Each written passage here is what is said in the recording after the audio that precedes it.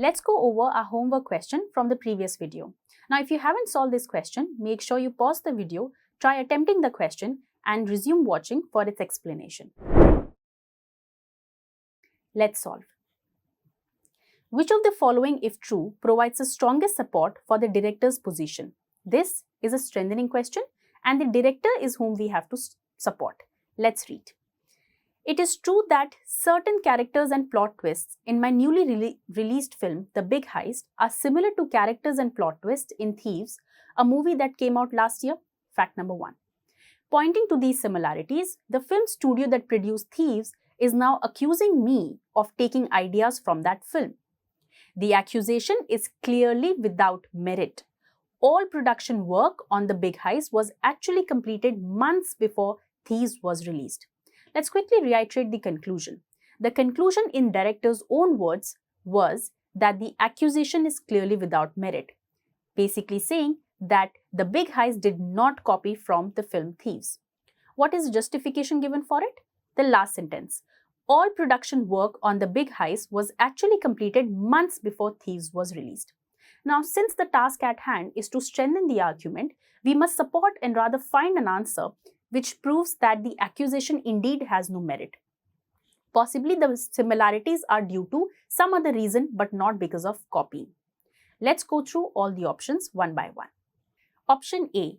Before Thieves began production, its script had been circulating for several years among various film studios, including the studio that produced The Big Heist. Now think about it. If the script had actually been circulating throughout various film studios, is it not possible that our film director could also have had a sneak peek into the script, and possibly that could be the reason for the similarities in the film?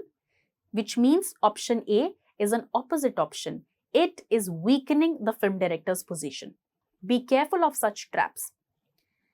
Option B. The characters and plot twists that are most similar in the two films that have close parallels in many other films of the same genre. Now, option B convincingly is the correct answer because it right away addresses the similarities between the two films, the same denominator that the Thieves producer also utilized to accuse our film director of The Big Heist. So B justifies and gives an alternative and says the real reason for the similarities between the two films is because both the films are from the same genre pool. They're bound to have a lot of similarities. Think about superhero films. In most of superhero films, it is usually the same story. The superhero saves the world in the end. It could be Superman, it could be Batman. Alright.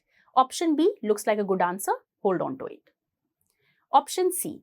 The film studio that produced Thieves seldom, meaning rarely, produces films in this genre. It doesn't matter how frequently or rather how rarely you produce film. It could be your first film and a fantastic script, people could still copy from you. It could be your 10th film and people could again copy from you. Option C is irrelevant. Option D. The director of Thieves worked with the director of The Big Heist on several earlier projects. If both the directors have had a common shared space, is it not possible for the two directors to get inspired from one another and probably copy from one another as well?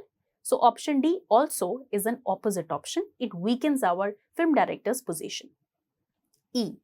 Production work on Thieves began before production work on The Big Heist was started. Now note carefully, a lot of students here would think that option E is repeating the premise, the facts of the passage, which is not true. In the last sentence, the director suggested that production work completed months before Thieves production work completed. E is talking about the beginning of production work. Very much possible that if the Thieves production work began earlier, maybe others could have gotten inspired by their work and probably have also copied, but that's again a little far-fetched. So we're going to eliminate option E simply because it does not matter when the production work began. What matters is when the production work ended. Option E is irrelevant, which means our correct answer is option B. Now again, I'm leaving you all with one homework question.